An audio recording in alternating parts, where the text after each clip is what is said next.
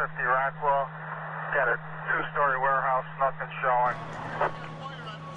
Alright, 6. Truck 13 is with 56. Alright. Truck 13 to main. That's truck 13. Warehouse. We got a fire in a warehouse. When I hear the bell, you know I'm all in. It's not just a job, it's a calling. It's a calling. It's a calling. It's pride. Get loud. When I hear the bell, you know I'm all in. It's not just a job. In my opinion, fire prevention is more important even than fire suppression. And the reason I say that is with 100% effective fire prevention, we can decrease fires and eliminate the need for fire suppression. Fire prevention is essential to the fire service that we perform here in the city of Chicago. I'm going back over the history of the fire department. You would see that fire deaths have decreased tremendously and drastically because of the Fire Prevention Bureau. There's more effort now, more work being done through fire prevention to save lives and to protect property, which is essentially our basic call, to save lives and preserve property. Well, many lives could have been spared due to having things such as sprinkler systems. We have high-rise buildings now that were built before sprinkler systems were required. Fighting fires in buildings like those are more dangerous, more difficult to suppress the fire, and we have lost firefighters in buildings such as those. When we perform an inspection, we inspect the sprinkler system. That sprinkler system working properly will save the business owner and also save the customers from having increased costs if the entire business is lost due to a fire or something of that nature. Studies have shown that most fires in a facility with a sprinkler system have been either completely put out or suppressed by just having one sprinkler head go off. So this is going to revolutionize firefighting as we know it now. It's going to save a lot of lives, it's going to save property, and in turn it's going to save money not only for the homeowners, businesses, but also the insurance companies. With the advent of the last 40 years, I would say 50 years, we've built a lot of high-rises, a great deal of high-rises now, and so now the firefight is not just horizontal, but it's vertical now, and which means that we've got to go up through tunnels into high-rise buildings using staircases and every now and then elevators, but primarily just the staircases. And when we get inside of these high-rise buildings, there's a need to have water ready when we get there. There's a need, in many cases, to have sprinkler systems in place, and that's one of the things that the Fire Prevention Bureau ensures. We ensure that there's water on the upper floors and also that there are sprinkler systems in place that save us about a good 70% of the time in fires. If there's a good sprinkler going off at the time of a fire, it can put the fire out before we get there. And essentially all we deal with then in that case is the smoke and heat hazard that is yet still there. You know, there's nothing real hard about it. It's something that has to be done and has to be looked at. All right? All right. And now you got basically, so yeah, that's the big key to it. And as you see this, like this here, this would be your common setup. As it comes through, down the floor, into the rooms, or, you know, on a floor, if a tenant space would happen, that kind of stuff. And you also want to hear the bells ring on the floors. You want to hear the strobes go off, because they, believe me, another building, different building, 20 stories, Sunday morning, here we are, testing the alarm system, make sure everything's working. My name's going on the bottom of it, so I want to hear everything work. First building, 20th floor, open up the inspector's test to get water in it. The guy says, oh, we got an alarm. No bell in the building. Somebody disconnected the bells at the panel.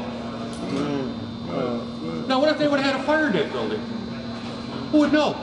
When the fire trucks pull up, there would be everybody looking out the window going, what the fire truck's doing there? But if the place was on fire, now you're running up and downstairs and telling everybody joints on fire.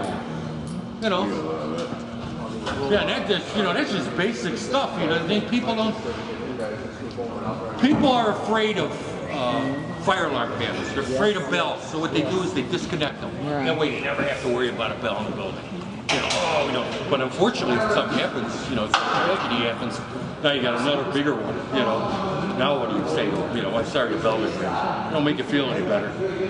You know. The big handicap or the big holdback in that effort is the fact that it is cost prohibitive to some manufacturers and to some building owners, and so they prefer not to do it. But when you measure out the death factor as compared to the financial gain, I would dare say one life saved is worth the cost. Okay, of course, fire prevention is very important to the fire department. In fact, it's our first line of defense when it comes to fires. It's educating the public on how to prevent fires. Preventing fires leaves us in a situation where we're doing the public good.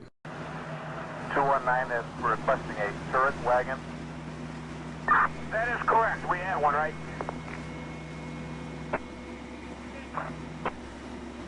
Stand by, 7-2. Fire prevention, besides saving lives and preserving property, allow us also to investigate in advance potential dangers, potential hazards, dangerous buildings, hazardous waste material, and also terrorist situations that may occur or could occur. It allows us the opportunity to go inside the properties and ensure that they're safe, not just for the occupants of the building, but for the community as a whole. It allows us to detect anything that's any illegal operations that are going on inside of a community. And so fire prevention is very essential to everything that we do in this world. Within the Fire Prevention Bureau, there are sections, if you want to call. There's there's pump sections, there are investigation, there's in-service inspection section, there's schools and there's institutions and underground tanks, and you know, it's a lot of different areas that fires happening that we should be concerned with. So they are separated by sections that a group of fire prevention inspectors can concentrate on.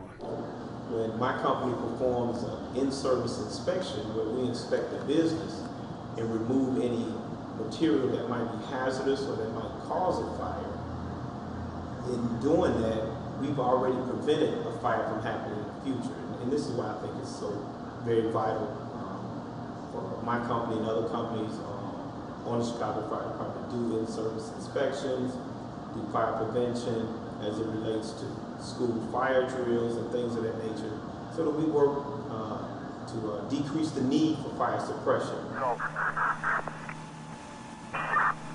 272 to me. Good. 222 is on the scene. This is a progress report from 222. It is a four-story ordinary. They've changed the dimensions to 200 by 150. It is a commercial building. We're still having a hard time finding the scene of the fire. I think it's a collaborative effort between the private citizen, the public sector, as well as the government's concerned to ensure that everybody is safe.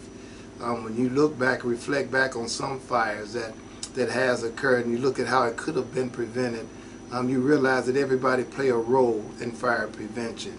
If you see a hazardous situation inside of a public building, or whether it's a high-rise, it's incumbent upon the citizen to make a note to the fire department or to call the fire department, let them know that there's a hazardous situation there. We recently had a fire, excuse me, in the past few years with a young lady coming in after spending the night out, and she got into the elevator, got to her floor. When the elevator door opened, the fire was there confronting her, and she died there in that fire. And so it makes you wonder what type of preventive efforts should have been taken care of, or what was overlooked in the effort to save a few dollars and the loss of life that did result in that. So we push heavily on fire prevention, education, smoke alarms and changing batteries and check your smoke detectors are very important. That's one of our biggest campaigns, and it does save a lot of lives. In fact, I can say from my experience over the last 35 years, I've seen fire deaths go from 285 a year to now we probably around 24. I would suggest that if a space heater is going to be used, make sure that it's used far away from anything that could cause any type of ignition, things like that. Also, if you're going to use them directly into the outlet instead of using extension cords. Don't overload your multi strips for your items. You know, that can cause a fire as well from an electrical overload. So those type of things can be effective in keeping fires down and still keeping people warm, throughout the winter. We understand that, some people use electricity for their heating instead of gas, but we want people to do it safely. Well, I can say preventing fires is pretty tough, like you said. There are some things that go beyond our control. I have to leave that message, as my most important, to you guys when you stop by, is that you get that message out, that it's important to have a working smoke detector and also a carbon monoxide detector working also. Hello, I'm Anthony Ross. I'm a Chicago firefighter. I'd like to tell you there's a lot to be said about being prepared. And being ready is mostly, no, it is all of the game. Let's talk about fire prevention. Fire prevention is the best preparation that one can have when it comes to fighting fires. If fires are prevented, then the chances of me coming home not injured and alive and well increases dramatically. So we'd like to thank you for everything that you can do to prevent fires, because just like your family loves you and needs you, my family also loves me and needs me. Thank you for all your efforts. We salute you and your family doing this fire prevention project.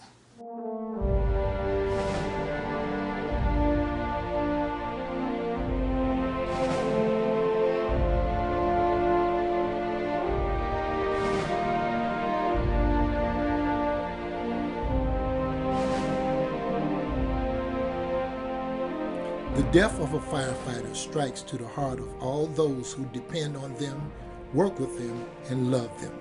As we turn our thoughts to remember the fallen, don't forget heroes are trained, not born. We're there when you need us. Please do your part to promote fire prevention.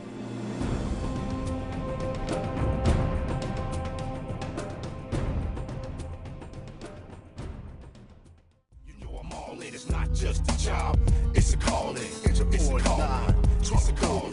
It's a calling. February 06, I did my thing. Chicago Fire Academy, I was the up and over king. Up 5 fights to the roof and then go to the other end and back down again. We ran the exercise to review and defecated. By the grace of God, I made it and graduated. Still learning through Con Ed, continuing education. A vehicle pen in, we're doing extrication with the Hearst tool. The spreader in the cutter, going through a metal car door just like butter. Fire's a beast, and you can't deny it till you become a beast. To properly fight it, going 0 to 60 when we hear the bell ring. Trucks throwing ladders, letting the axe swing. Engines dropping holes, throwing water and lead. Now, doing it quickly cause we don't wanna be beaten. Now, we all wanna be first engine and first truck. All for the sake of getting the fire struck. Working hard with pride and properly. Our mission to preserve life and property. I'm aware of the danger, still glad to be doing this. I'll feel blessed despite the risk. Best gig in the world. Yo, I love my job, but truck and engine got this. Yo, hold the squad.